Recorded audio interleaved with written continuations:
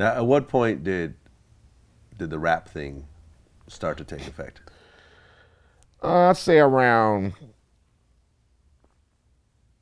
I'd say around 87, 88. You were how old? I was probably 16, 17. Okay, so you'd already been gangbanging for I've been gang 3, 4 banging. I was years. doing the gang banging, the bandanas out my pocket, the getting into it with other hoods. I was maybe 3, 4 years deep into that, and then I took a trip to Mississippi, which Okay. my mother was from, and I had a cousin, older cousin, had a Nova. We would ride around in his Nova, and Run DMC came over the radio.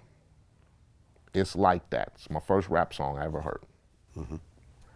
And I was fascinated. Like, damn, what the fuck is that? He was like, oh, you ain't never heard it? I'm like, nah, we don't got no fuck. What the fuck is that? Like rap music? Right, because from what I understood, all the gangsters listen to oldies. We listen to oldies. We listen to the Parliaments and the Delphonics, and that was our music. Right. We didn't have rap music. Our music was Parliaments and Marvin Gaye and the Temptations. That's what we did. So I heard rap music, and then I came back home, and then I started digging a little more, and then that's when the Mantronics and the Egyptian Lover. all that started cracking. So we had a little bit of it, but our rap music was on some bullshit. I mean, keep it real. Our rap music was World Class Wrecking Crew, Bobby Jimmy and the fucking Critters, and Right. and fucking. We had joke rap, if you want to. Our Yeah. shit was comedy rap. Right. And even sorry to interrupt you, but Ice Cube started out doing comedy rap. all our shit was comedy rap. Yeah. Let's keep it real. You was either a DJ who could scratch like a motherfucker. We had Dre Yella, we had M Walk, we had fucking DJ Var. We had DJs who could scratch like a motherfucker. Yeah. But as far as lyrics, everything was lovey-dovey, or look at all these roaches, or basically we did parodies of other motherfucker shit. Right. That was our rap music. And then basically we had Spade, Mixmaster Spade, we had Toddy T. And they basically brought to light our gangster rap era, because they made parodies off of songs like Freaks Come Out at Night and Big Mouth with Big Butt and Clucks Come Out at Night and shit like that. So they would sell TDK tapes around the neighborhoods. So when I came back from Mississippi, and Toddy T happened to be from Tragnew Park, so he had a song off of Rappin' Duke called The Batarang.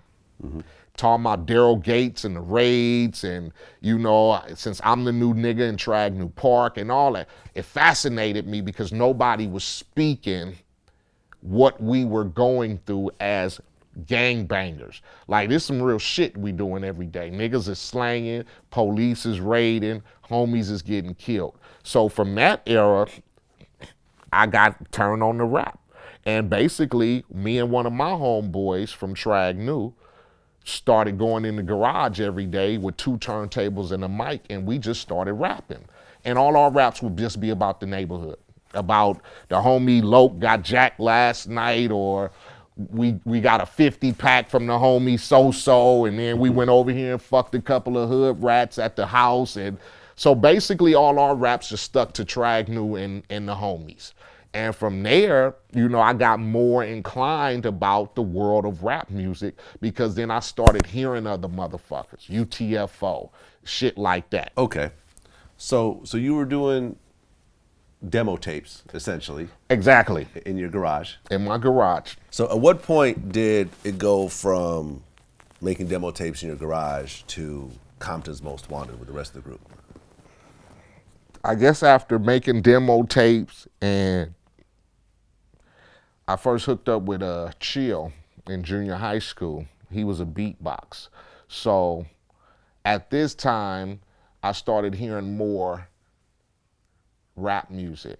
I would hear UTFO. I would hear Kumo D. I would hear Mantronics, I would hear Schoolie D. You know, a lot of New York-based rap, but it was rap music. And then from there, when I first heard Eric B. and Rakim as president, that's when I knew rap music was real. So I started thinking about, you know, how can some young gang-banging dudes from Compton even fit into this world? So I was like, fuck it. We just making demo tapes, just rapping about the neighborhood, whatever. And then Chill lived across the street from Ren.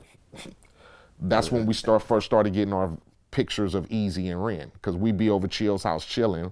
And then Easy came out with Boys in the Hood.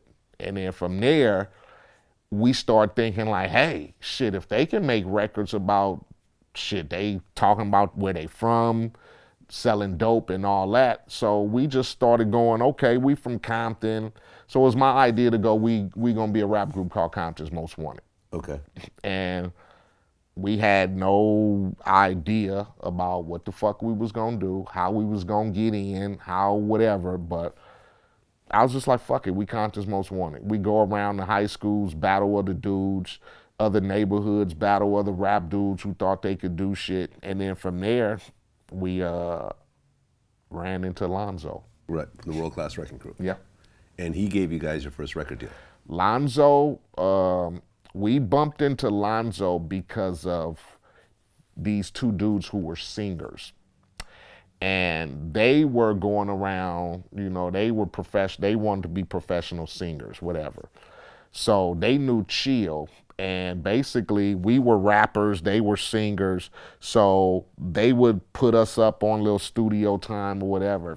They had a meeting with Lonzo to try to go fuck with Lonzo for something.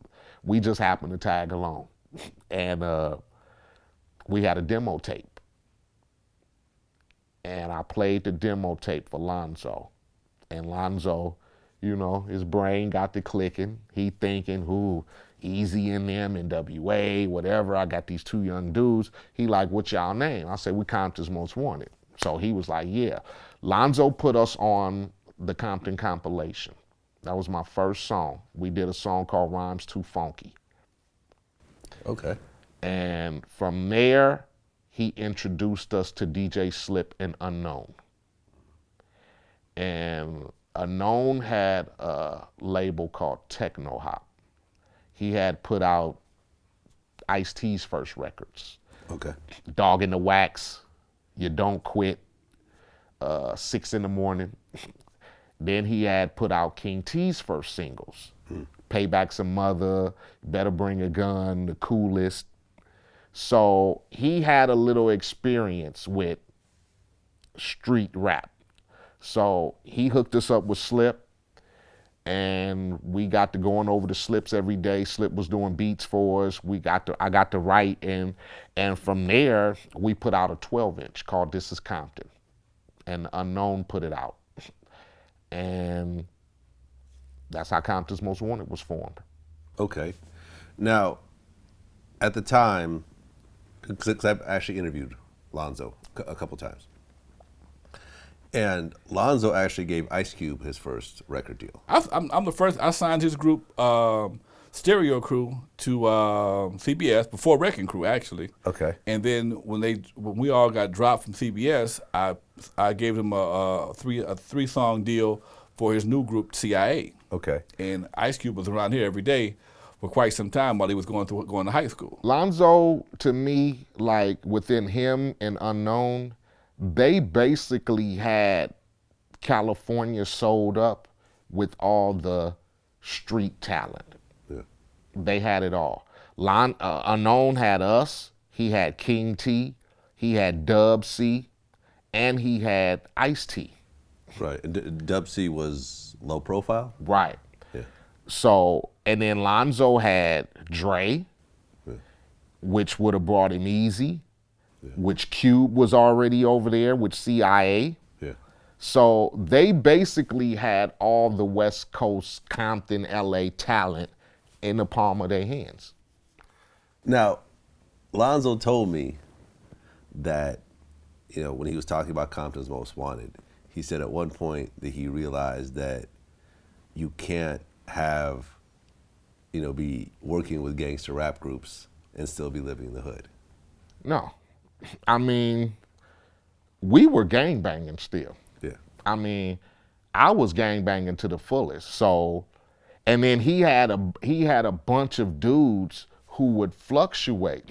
Some dudes were Bloods, some dudes were Crips. So, I think dealing with when he got to our level, gangbanging was at an all-time high. See, because he didn't really have to experience that when he was dealing with Dre and Easy, because Dre was on his level with the party shit, and then Easy was just an outsider. But now he was putting his hands in the pot, so now you got to deal with actual gang members and Crips and Bloods, and he trying to live this,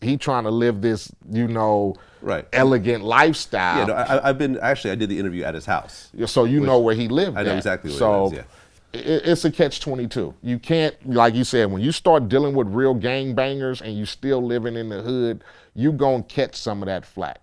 Some dudes are gonna be like, I would have dudes follow me over there because dudes would know I was a Crip. And I remember one time I pulled up there to do some work, and there was some Blood dudes who had followed me from the freeway. And when I got out the car, they was angry. They knew it was Lonzo's house, but it's still in a Blood neighborhood. And it's, you got to deal with all that. It was something you had to deal with. And I think it kind of took its toll on him. Yeah, so at one point he said, this is a little too much for me right now. If you don't come from that, trying to deal with it on the aspect of, trying to make some dollars, it could be a little rough. Like I said, all money ain't good money. Sure. Now, were you actually dealing with the NWA dudes during this time? No. I knew Ren real good, and I knew Easy. But as far as dealing with them, I wanted Compton's Most Wanted to have its own identity.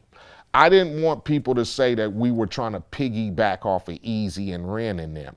So even though, they were going to say it maybe because of CMW, NWA, but if you listen to our music, we never took the NWA route. Never, Okay. But to be fair, like I was listening to a bunch of your records, it seemed like there was a lot of Ice Cube samples in the choruses and stuff like that. Oh, definitely.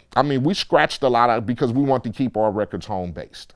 So we scratched a lot of Ice Cube, we scratched a lot of Lynch Mob, a lot of Easy, but I did that to pay homage to dudes I looked up to, because they paved the way. If it wasn't for Easy and Boys in the Hood, who knows what type of music we would be doing right now. Sure. We would still be doing Bobby, Jimmy, and the Critters type of shit, or beat party records like Egyptian Lover and shit like that. Okay. So I paid homage by always giving shouts out to Cube or Easy or Dre or whatever, or Tone Loc or whoever was from the West Coast who was before me. Absolutely. I always shouted them out, even if I didn't even know them. I didn't know Tone Loc. I didn't know Young MC. I didn't know fucking JJ Fad. But I'd still shout them out on my records because they were West Coast-based groups who was opening the door for somebody like me to get on. So, absolutely. Now, the album comes out, Compton's Most Wanted. right. And it's called Music to Drive By. Mm-hmm. Quite a name. Exactly. You know, all in gangbanging. All in gangbanging. All in gangbanging. Yeah. Because it's kind of like, if you didn't actually know what that meant. Oh, it'd be a hell of a title. Yeah. I got that all the time. Me, because experience gangbanging, experiencing drive-bys, knowing what they were about, dudes put on music when it was time to go do drive-bys. Seriously.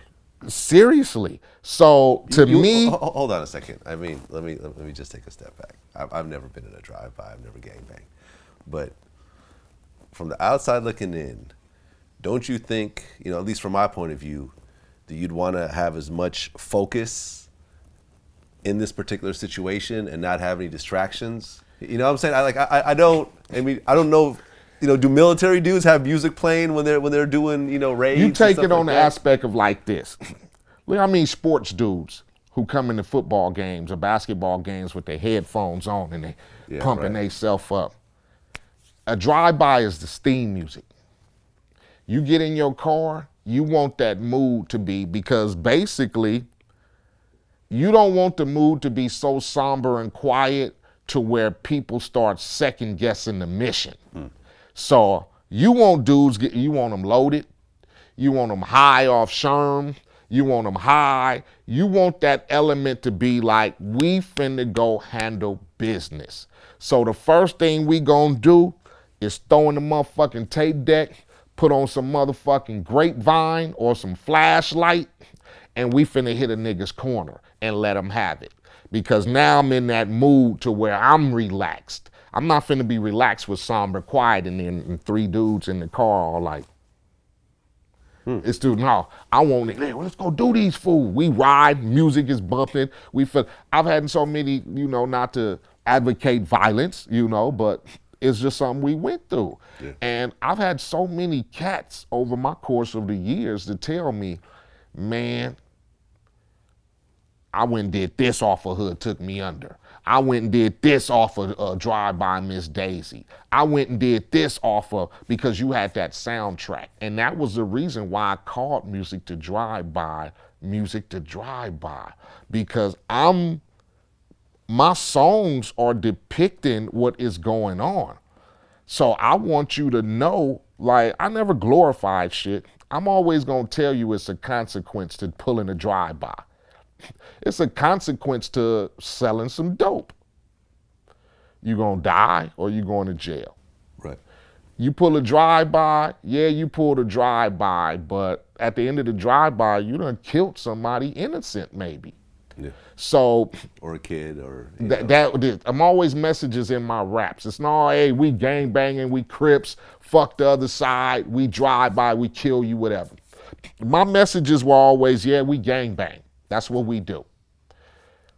But the outcome of gang banging is you don't live very long, or you go to prison, or the homie got killed, he ain't coming back.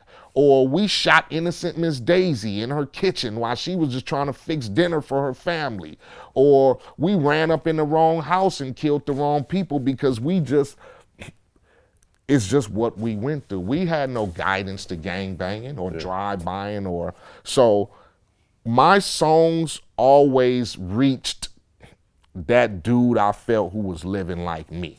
So when I came up with songs like Drive-By Miss Daisy or The Hood Took Me Under, or Nigga Struggling, or just to name the record Drive-By or Music to Drive-By, I knew that was gonna reach certain cats. There was that scene in Boys in the Hood where one of the main character, I think it was Kane, was getting ready to do a drive-by, with Ice Cube, and then he just said, nah. Exactly. I'm gonna pull up. Like this ain't for me. This ain't me. Pull over. He had time to think. They wasn't blasting no music. Right. They was riding around all somber, and that'll get you to thinking. Like, as opposed to, I got 4 crazy niggas high off Sherm in the car, and we bumping flashlight real loud, rolling down. They mentality is gonna stick on the mission, as to opposed to somebody who has time to think about it. Because if you get time to think, you gonna realize, maybe this ain't some shit I should be doing. Have you had people, be in a drive-by situation, say, nah, just drop me off over here? No? Motherfuckers I grew up with was too hungry and too with it. It's just you got people like that who are half and half, and you could tell. Like, I've had a lot of dudes tell me, fuck gang banging. You got music talent. Don't fuck with this shit. I used to have dudes when I come to the neighborhood who tell me, go home. Don't be over here. When I first started rapping and motherfuckers knew the talent I had, it went from, come hang out every day, put in your $5 on the weed and the 40 ounce, to, why are you over here? Yeah. Like, get the fuck from over here. Right, you got an album. Like, you got an album. And for the ones who didn't, the shit changed from you the homie to give me something. Yeah, give rich. Me something. You rich. Give me something. Give me something. Oh, you got rich because you was representing Tragnew Park. You got paid because everything that you did was representing Tragnew. So you had them type of niggas. You just have to be able to fill it out for yourself. Like I said, I've always represented the underground dude, the dude stuck in the projects, the dude with no way out. But I also want to tell you it's a way out.